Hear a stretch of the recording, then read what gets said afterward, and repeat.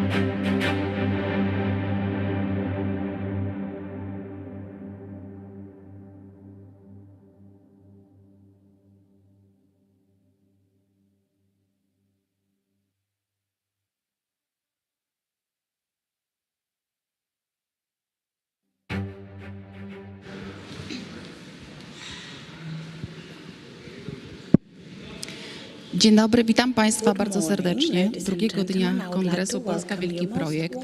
Dzisiejszy dzień poświęcony jest kulturze. Przed nami 3 panele oraz uroczystość wręczenia nagrody imienia prezydenta Lecha Kaczyńskiego. Pierwszy panel dotyczący bezpieczeństwa kulturowego prowadzi pan profesor Michał Łuczewski. Zapraszam na scenę, panie profesorze. Zapraszam również panią Barbarę Schabowską, Let me invite profesora the members of the first panel, Madam Barbara Schabowska, Mr. Andrzej Zybertowicz, Mr. Mateusz Piotrowski, and Mr. Michał Łuczewski, who will moderate our panel.